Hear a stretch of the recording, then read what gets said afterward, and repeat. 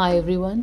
आज हम स्टार्ट करते हैं मैक्रो इकोनॉमिक्स का जो हम नेशनल इनकम कैलकुलेशन कर रहे हैं उसमें इससे पुरानी वीडियो में हमने नेशनल इनकम को कैलकुलेट किया है वैल्यू एडेड मेथड से। As you know, national income calculate करने के 3 मेथड होते हैं, value added method, income method and expenditure method. ठीक है, इससे पहले जो हमने वैल्यू एडेड मेथड करा है उसके अंदर हम इकोनॉमी में कितना प्रोडक्शन हुआ है, टोटल इकोनॉमी में जितना भी प्रोडक्शन हुआ उसको हम ऐड कर देते हैं और वो हमारी नेशनल इनकम निकल जाती है। मतलब हर जितनी भी यूनिट्स हैं हमारी इकोनॉमी में, प्रोडक्शन यूनिट जितनी हैं या इंडस्ट्रीज़ जितनी हैं, उन सब ने मिला के कितना प्रोडक्शन किया उस सबको हमने निकाला। दैट इज़ आर पूरे नेशनल इनकम का एस्टिमेट किया हमने उससे टोटल करके। ठीक है, वो एक मेथड था। सेकंड जो मेथड होता है वो होता है इनकम डिस्ट्रीब्यूशन मेथड। इसमें क्या करते हैं हम कि जो इनकम जितनी भी हमारी इकोनॉमी की, टोटल इकोनॉमी में जो हमारे रेजिडेंट्स हैं उनकी जो टोटल इनकम को अगर हम ऐड करते हैं वो भी हमारी नेशनल इनकम कैलकुलेट हो सकती है उससे। ठीक है, तो आज हम ये वाला मेथड करेंगे। Second method income distribution method इसको बोलते हैं। तो इसकी डेफिनेशन क्या है? Income received by all the resident of a country for rendering their productive services are added to obtain national income। जैसे कि डेफिनेशन से मीनिंग क्लियर है। Income received by all the resident, जितने भी रेजिडेंट हैं, normal resident हैं एक country के, ठीक है, वो अपनी कुछ सर्विस प्रोवाइड करते हैं। जैसे सर्विसेज किस टाइप की? जैसे कि लेबर प्रोवाइड किया, लैंड प्रोवाइड की, एंटरप्रेन्योरशिप प्रोवाइड करी, कैपिटल प्रोवाइड करी, जैसे हमने फैक्टर सर्विसेज पुरानी पढ़ी हैं। तो वो सब सर्विसेज हमारे रेजिडेंट ने प्रोवाइड करी। ठीक है, प्रोडक्टेड सर्विसेज। उसके बदले में उनको क्या मिला? फैक्टर इनकम मिली। उसके बदले में इनकम मिली। उस सारी इनकम को are added to obtain national income. Clear? Definition clear हो गई। अब इसको थोड़ा समझ लेते हैं। अब आप ये मानिए, बहुत ही सिंपल मेथड है, मतलब वैल्यू एडेड मेथड से ज़्यादा सिंपल ये वाला मेथड है। आप देखेंगे, मान लीजिए जितनी भी हमारी इकोनॉमी में प्रोडक्शन जहाँ पे भी चल रहा है, जो भी फर्म्स हैं या जो भी इंडस्ट्रीज़ हमारी प्रोडक्शन में लगी हुई हैं, मान लिया हमने ये सारी फर्म्स हैं। अब प्रोडक्शन करने के लिए उनको क्या क्या चाहिए? उनको लेबर चाहिए, उनको लैंड चाहिए, उनको कैपिटल भी चाहिए, उनको एंटरप्रेन्योरशिप भी चाहिए जो अपनी स्किल्स प्रोवाइड करे। ठीक है, तो ये सब कौन प्रोवाइड करता है? हाउस होल्ड्स प्रोवाइड करते हैं। ठीक है, तो अब ये सब चीज़ें जो सब फैक्टर सर्विसेज किसने प्रोवाइड करी? हाउस होल्ड्स ने फर्म को। फर्म ने इनके बदले में क्या दिया? इनको इनकम प्रोवाइड करी। इनको क्या क्या? जैसे जिसको बोला जाता है फैक्टर इनकम। किस किस फॉर्म में होती है कि भाई अगर उन्होंने लेबर प्रोवाइड करी तो वो उनका कंपनसेशन बोल सकते हो, सैलरीज बोल सकते हो, वेजेस बोल सकते हो, किसी भी फॉर्म में अगर दिया। अगर उनको यहाँ पे बिल्डिंग हुई या लैंड मिली, जो भी मिला, उसका रेंट की फॉर्म में पे करेंगे हाउस होल्ड को। ठीक है, जो भी यहाँ पे कैपिटल मिली, इन्होंने जो भी लोन लिया या कैपिटल कहीं से ली जिसका इनको इंटरेस्ट पे करना पड़ता है फॉर्म को, वो इंटरेस्ट की फॉर्म में चला जाएगा हाउस होल्ड के पास। यहाँ से जो भी एंटरप्रेन्योर स्किल्स मिली फॉर्म्स को, यहाँ हाउस होल्ड ने ही प्रोवाइड करी ये माना जाता है, तो उसके बदले में उसको प्रॉफिट का शेयर मिलता है। तो ये सारी चीज़ें आपकी एक तरह से फैक्टर इनकम जो है वो हाउस होल्ड्स को मिलती है। तो जब हम इन सारी इनकम को ऐड ऑन कर लेते हैं, यही हम मानते हैं कि यही 4 तरह की ऐसी इनकम्स हैं जो एक इकोनॉमी में जनरेट होती हैं। ठीक है, तो जब इसको हम सबको ऐड कर लेते हैं तो हमारी एक तरह से पूरी इकोनॉमी की, हमारी जो रेजिडेंट हैं हमारी, उनकी इनकम निकल जाती है, जिसे हम नेशनल इनकम बोलते हैं। क्लियर? अब क्या है, अब आप ये बोलेंगे कि कुछ ऐसी इनकम होती है इन 4 के अलावा, कुछ ऐसी इनकम होती है इन चारों के अलावा जिसको हम इन कैटेगरीज में नहीं डाल पाते, जिनका थोड़ा कन्फ्यूज़न रहता है कि वो आपकी इसके अंदर आएंगी या इसके अंदर आएंगी, किस कैटेगरी में आएंगी। तो ऐसी इनकम को हमने नाम दिया हुआ है मिक्स्ड इनकम। तो 4 कैटेगरीज के अलावा इन चारों के एक और कैटेगरी ले लेते हैं, 5th, जिसको हम मिक्स मान लेते हैं, जहाँ आपको कैलकुलेशन में कुछ कन्फ्यूज़न है या मिल नहीं पा रहा। जैसे कोई सेल्फ एम्प्लॉयड है या अपने लिए कोई उसने कोई चीज़ यूज़ करी। एग्जाम्पल ले लेते हैं, जैसे when not possible to allocate to any of 4 categories. अगर आप किसी इनकम को इन चारों में एलोकेट नहीं कर पाए, ऐसी इनकम को हम बोलते हैं mixed income of self employed is created.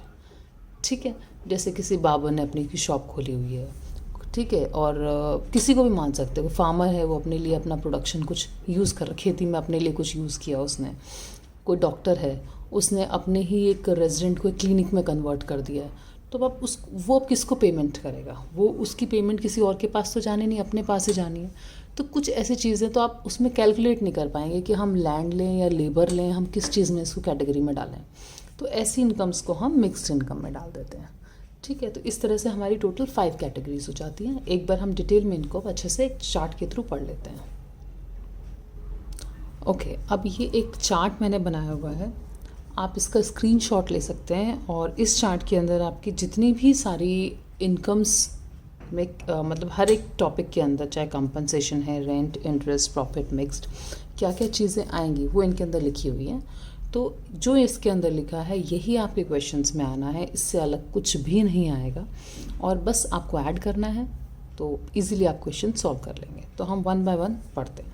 First है कंपनसेशन ऑफ एम्प्लॉयज़। जो एक एम्प्लॉयर यानी फर्म या कोई प्रोडक्शन यूनिट या कोई इंडस्ट्री किसी भी एम्प्लॉय को कुछ भी कंपनसेशन देती है उसकी सर्विसेज के बदले, उसने जो काम किया है उसके बदले देती है, वो आपकी कंपनसेशन ऑफ एम्प्लॉयज़ में आ जाता है। जैसे लेबर के बदले हमें क्या मिलता है? सैलरीज एंड वेजेस, तो वो इस कैटेगरी में आती है। पहली फैक्टर सर्विस जो है वो है कंपनसेशन ऑफ एम्प्लॉयज़, जिसमें आपके क्या क्या लेंगे आप? वेजेस और सैलरीज आपको सिंपल लिखा हुआ है, आप ऐड कर लेंगे। अब वेजेस और सैलरीज जो हैं वो ज़रूरी नहीं है सिर्फ कैश में मिली हो, अगर वो काइंड में भी हैं, काइंड मीन्स कैश के बदले आपको डायरेक्ट वो चीज़ मिल रही है, तो वो आपकी काइंड हो जाती है। ठीक है, तो उसको भी आप इंक्लूड करेंगे। जैसे कैश में क्या है? अलाउंसेस। अगर कोई एम्प्लॉयर अपने एम्प्लॉय को अलाउंसेस दे रहा है, जैसे हाउस का रेंट दे दिया उसको, सैलरी का पार्ट, ठीक है, ट्रैवल के लिए मिल गया उसको कन्वीनियंस अलाउंस, बोनस मिल गया, कमीशन, टिप्स, ये सब चीज़ें आपकी आएंगी कंपनसेशन ऑफ एम्प्लॉयज़ में। अगर आपको इसके बदले में कुछ ऐसा पार्ट दिया हुआ है उसको आप ऐड कर लेंगे। काइंड में अगर आपको दिया हुआ है, जैसे गुड्स एंड सर्विसेज कोई एम्प्लॉयर ने प्रोवाइड किया, लाइक रेंट फ्री हाउस दे दिया, रेंट ना दे के उसको रेंट फ्री हाउस मतलब उसको कुछ कहीं पे पेमेंट नहीं करनी है, ना उसको रीइंबर्स कराना, डायरेक्ट उसको रेंट फ्री घर मिल गया, इंटरेस्ट फ्री लोन मिल गया, ठीक है, व्हीकल मिल गया पर्सनल यूज़ के लिए, उसके लिए प्रोवाइड किए हैं एम्प्लॉयर ने, हॉलीडेज़ के लिए प्रोवाइड किया। तो ये चीज़ें काइंड में हैं। तो ये सब वेजेस एंड सैलरी का पार्ट होंगे। और कोई भी एम्प्लॉय की सिक्योरिटी स्कीम में अगर इन्वेस्ट करता है, like security, social security contribution करता है बाय एम्प्लॉयर ने जो किया होगा उसे आप ऐड करेंगे। एम्प्लॉय ने अपना जो किया उसको आप नहीं ऐड करेंगे, जो उसका एम्प्लॉयर उसके लिए कर रहा है। जैसे कि उसकी पेंशन चाहे पेंशन तो ट्रांसफ़र पेमेंट हो जाती है, जैसे आपकी कुछ भी पीएफ होता है, इन सबको आप इंक्लूड करेंगे इसके अंदर। क्लियर? ठीक है, लेकिन करने को तो क्या कर सकता है एम्प्लॉयर? उसको एलआईसी, पेंशन, पीएफ, इंश्योरेंस, इन सब चीज़ों में हो सकता है, लेकिन जो भी एम्प्लॉयर उसके लिए करेगा उन्हें आप ऐड करेंगे। लेकिन फिर आपको देखना है उसमें, जैसे ट्रांसफ़र पेमेंट्स को हम इंक्लूड नहीं करते हैं, वो ध्यान देना पड़ेगा। एम्प्लॉय ने जो फंड में डाला वो आप नहीं लेंगे। तो ये डिटेल में कुछ चीज़ें आपकी आएंगी क्वेश्चंस में, वो आपको खुद सोच के करनी पड़ेंगी। ठीक है, तो ये फर्स्ट हमारा पॉइंट हो गया compensation of employees. Second point आता है आपका रेंट एंड रॉयल्टी। अब रेंट एंड रॉयल्टी में आपका क्या आता है? रेंट एंड रॉयल्टी में आपका आएगा जैसे कि आप बोल सकते हैं, रेंट में फर्स्ट लेंगे पेड इन कैश और काइंड टू लैंडलॉर्ड। अगर क्या कहते हैं इन्होंने कोई बिल्डिंग ली या कोई ज़मीन ली कोई प्रोडक्शन के लिए, उसके बदले क्या दे रहे हैं? वो रेंट दे रहे हैं, तो वो इस कैटेगरी में आ जाएगा। रॉयल्टी, अगर कोई ऐसी चीज़ है जिसको आप यूज़ कर रहा है एम्प्लॉयर, किसी की कोई चीज़ को यूज़ कर रहा है, कोई एसेट को, उसके बदले में उसको देना पड़ेगा, तो उसको रॉयल्टी बोला जाता है उसका, क्योंकि पेटेंट राइट होता है उस आदमी का उसके ऊपर जिसकी एसेट है वो। ठीक है, तो उसको रॉयल्टी देनी पड़ती है। It is like rent only या पेटेंट आप बोल सकते हैं। तो amount payable to landlord for granting the right of asset, जो भी उसकी चीज़ को आप यूज़ कर रहे हो किसी की, उसके बदले में आपको उसको जो देनी है रॉयल्टी या ज़मीन या बिल्डिंग का रेंट, वो सब इस कैटेगरी में आ जाएगा। Clear? Number third is interest. Interest किसके बदले होता है? कैपिटल या कुछ लोन लिया। तो जो इंसान बोरो करता है वो दो तरह के होते हैं। एक तो फर्म जो प्रोडक्शन के लिए यूज़ के लिए या इन्वेस्ट करने के लिए करती है, तो उसके बदले में जो इंटरेस्ट दिया जाएगा that will be included in this. ठीक है, जो चीज़ नहीं इंक्लूड करी जाती, अगर कुछ अपने पर्सनल यूज़ के लिए कोई कर रहा है, उससे कोई प्रोडक्शन नहीं हो रहा, उससे आप नहीं यूज़ करेंगे। जैसे interest paid bye house hold is not included. अगर किसी हाउस होल्ड ने लोन लिया, उसका इंटरेस्ट वो पे कर रहा है, तो वो नहीं आएगा, because that is for personal use. ठीक है, क्योंकि वो कंजम्पशन पर्पस के लिए हो रहा है, that is not for production purpose. Interest paid by government on public date, इसको आप इंक्लूड नहीं करेंगे अगर आपके क्वेश्चन में आएगा तो। Interest paid by government on public debt ये नहीं आएगा। Interest paid by one firm to another, एक फर्म अगर दूसरी फर्म को देती है, इसको भी आपको इंक्लूड नहीं करना है। क्लियर? क्योंकि सिर्फ हम ये मानते हैं कि हाउस होल्ड सर्विसेज प्रोवाइड कर रहे हैं फर्म को, और फर्म वहाँ से ही उसने कैपिटल बोरो करी है और फर्म उनको इंटरेस्ट पे कर रही है। फर्म टू फर्म में आप नहीं लेंगे। क्लियर? नेक्स्ट आपका आता है एंटरप्रेन्योर, अगर जो सर्विस प्रोवाइड करता है तो उसको बदले में क्या मिलता है? प्रॉफिट। तो profit this entrepreneur earns after paying all the other factor of production. जितना भी प्रॉफिट एक फर्म को होता है पूरे साल में, उसको वो सारी फैक्टर सर्विसेज को पे करता है पहले, तो उसको पे करने के बाद जो बचता है उसके पास, दैट इज़ प्रॉफिट या that is earning for entrepreneur. तो बेसिकली जो प्रॉफिट है वो 3 काम के लिए, एक तो जितना प्रॉफिट हुआ उसका एक पार्ट तो टैक्स में चला गया, that is called corporate tax. ठीक है। एक डिविडेंड जिसको बोला जाता है, जो उसके शेयर होल्डर्स हैं उन सबको जो पे करना है, तो वो डिस्ट्रीब्यूटेड प्रॉफिट है, dividend. And number 3 is retained earning, कुछ ऐसा पार्ट जो उसको नहीं देना किसी को, आप सारी पेमेंट करने के बाद जो वो बचा लेता है, दैट इज़ रिटेन्ड अर्निंग, वो भी एक प्रॉफिट का पार्ट होता है। तो प्रॉफिट बेसिकली जो एक हुआ किसी फर्म को, वो टोटल हमने किस किस चीज़ में माना?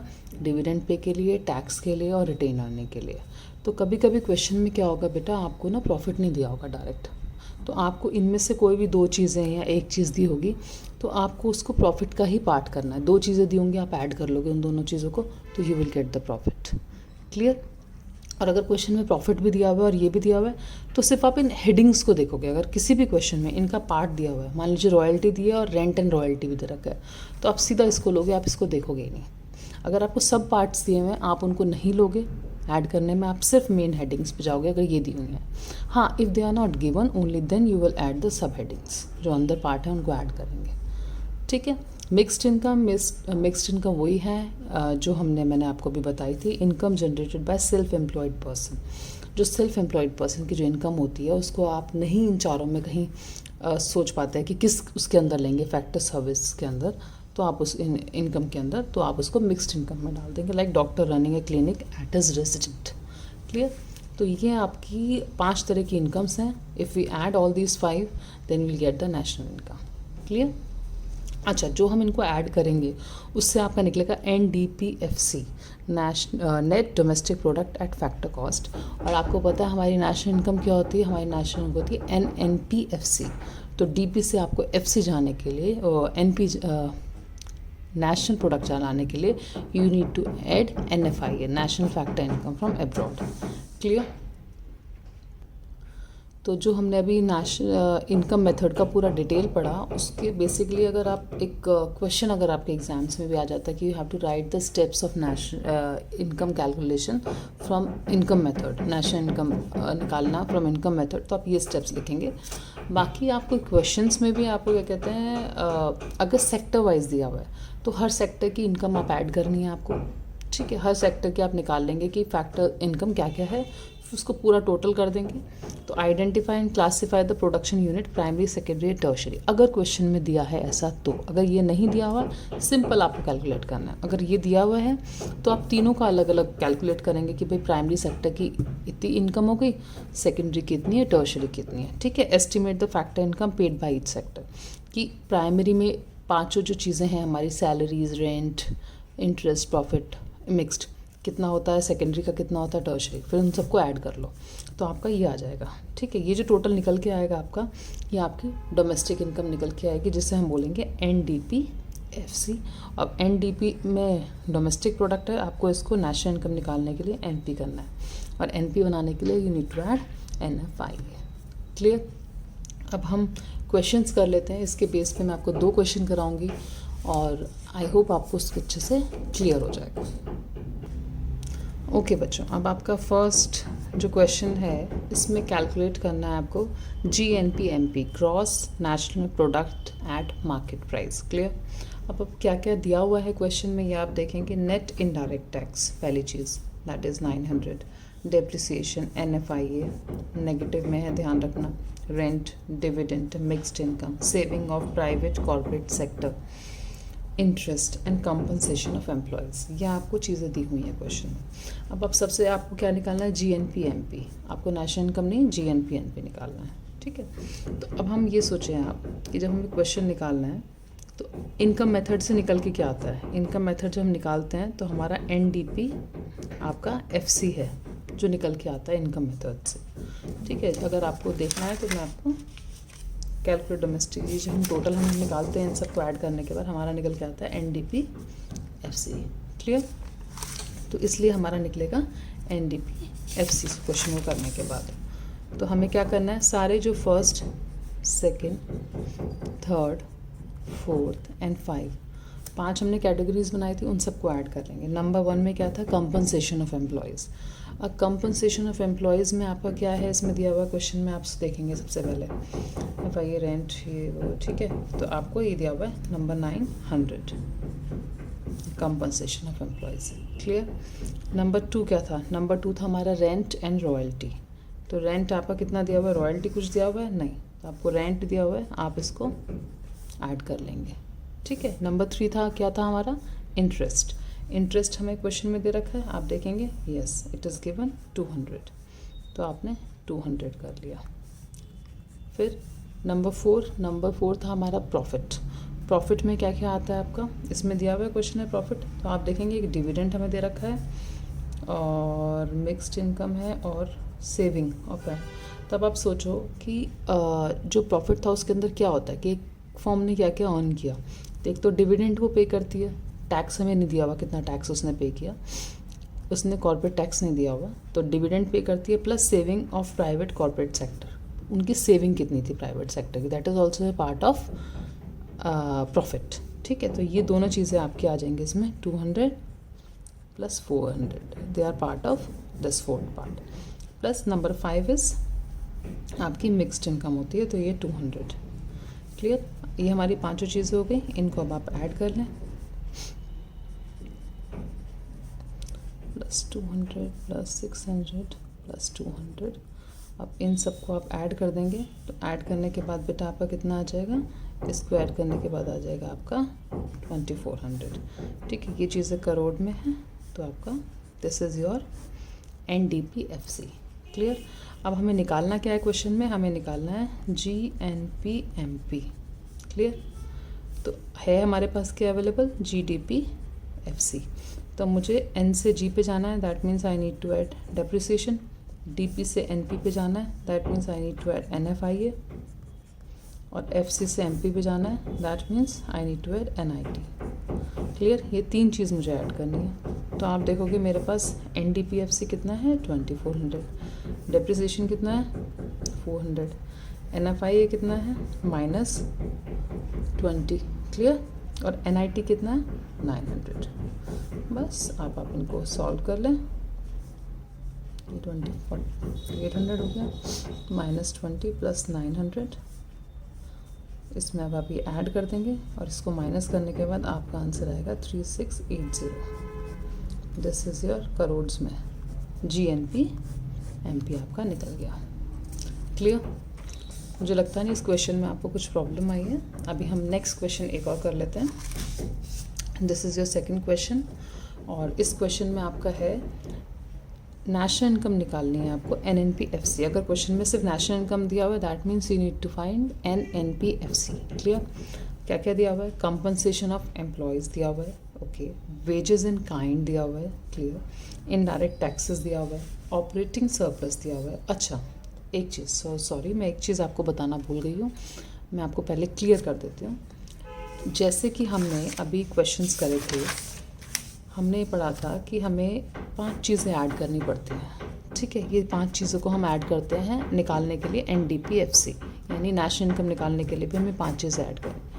बेटा कभी कभी क्वेश्चन में, ध्यान से सुनिए, कभी कभी क्वेश्चन में आपको नंबर 2, 3 और 4 यानी rent and royalty, interest and profit, इन तीनों की जगह अगर किसी भी क्वेश्चन में ऑपरेटिंग सरप्लस दिया हुआ है, अगर आपको किसी भी क्वेश्चन में ऑपरेटिंग सरप्लस दिया है और फिर चाहे ये भी दिए हुए हैं, आप इन तीनों चीज़ों को नहीं लेंगे, इन तीनों का टोटल इज़ ऑपरेटिंग सरप्लस। आप सीधा कंपनसेशन ऑफ एम्प्लॉयज़ ले लेंगे, इन तीनों की जगह ऑपरेटिंग सरप्लस ले लेंगे और यहाँ पर मिक्स्ड इनकम ले लेंगे, ठीक है। तो ये आपके ऑपरेटिंग सरप्लस एक तरह से फैक्टर पेमेंट्स की ही एक टर्म है जो इन तीनों का टोटल बोली जाती है। Rent and royalty, interest and profit. Rent and royalty जो आपका सेकेंड वाला नंबर है, इंटरेस्ट थर्ड एंड प्रॉफिट जो फोर्थ है। इन तीनों को अगर मैं ऐड कर दूं तो दैट इज ऑपरेटिंग सरप्लस। ठीक है, आप इन तीनों को ऐड कर लें, आपका ऑपरेटिंग सरप्लस निकलेगा। और अगर क्वेश्चन में ऑपरेटिंग सरप्लस दिया तो आपको ये तीनों देखने की ज़रूरत नहीं है। ठीक है, इसके साथ अगर ये भी कुछ दे रखा है, ignore that, just ignore that. ठीक है, आप सिर्फ इसको ऐड करेंगे। क्लियर। तो जो हम अब क्वेश्चन अभी कर रहे हैं उसके अंदर यही दिया हुआ है। सॉरी, मैं पहले भूल गई थी आपको बताना। ओके, तो ये क्वेश्चन में आपको ऑपरेटिंग सरप्लस दे रखा है, मिक्स्ड इनकम दे रखी है of self employed, net factor income and net export. कुछ चीज़ें कन्फ्यूजन के लिए दी होती हैं, please keep that in mind. जो आपको ज़रूरत है you will include that only. जो भी फालतू का आपको लगता है जस्ट इग्नोर, वो आपको सिर्फ कन्फ्यूज़ करने के लिए क्वेश्चन में होता है। क्लियर। तो अब आप ये क्वेश्चन देखेंगे, इसका सॉल्यूशन हम करते हैं। ठीक है, अब हमें क्या निकालना है। सबसे पहले तो आप देखेंगे सब चीज़ों को ऐड करके हमारा निकलता क्या है। ऐड करने के बाद निकलता है NDP-FC हमारा। तो नंबर 1 + 2 + 3 + 4 + 5। ठीक है, नंबर 1 क्या था हमारा, कंपनसेशन होता है।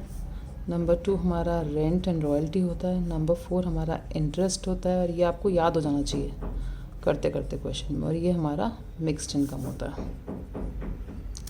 ठीक है, अब आपको क्वेश्चन में ये पता है कि ये तीनों में जो हैं इसके बदले अगर ऑपरेटिंग सरप्लस दिया हुआ है तो मैं अलग अलग ये नहीं लूँगी, मैं सिर्फ ये ले लूँगी। ठीक है, तो अब मुझे नंबर 1 पे wages and salaries. Wages and salaries है मुझे क्वेश्चन में, देखिए कंपनसेशन भी दे रखा है और मुझे वेजेस इन काइंड भी दे रखा है। तो मैं कहीं ध्यान ही नहीं दूंगी। अगर मुझे हेडिंग वाली चीज़ दी हुई है जो कंपनसेशन ऑफ एम्प्लॉयज़ है तो I will not add this wages, this is just to confuse you. तो हमने सिंपल ये ले लेंगे 13300। इसकी तरफ आपको कुछ नहीं करना है इसका। ठीक है, नंबर 2 आता है मेरा रेंट, इंटरेस्ट एंड प्रॉफिट की जगह मुझे ऑपरेटिंग सरप्लस दिया है तो I will take this only. ठीक है, मैं बाकी इसकी कोई चीज़ पे ध्यान नहीं दूंगी अगर मुझे इनमें से कोई चीज़ दी भी हुई है तो। And number 5 is my mixed income. And mixed income कितनी है 16100। क्लियर। बस अब आप इसको ऐड कर लें, you will get 3 4। Just to save your time मैंने इसका कैलकुलेशन पहले लिखा हुआ है जिससे आपका टाइम सेव हो जाए। ठीक है बच्चे, तो ये इसका टोटल आ जाएगा। अब इसके बाद क्या करना है, हमें निकालना है NNP-FC। क्लियर।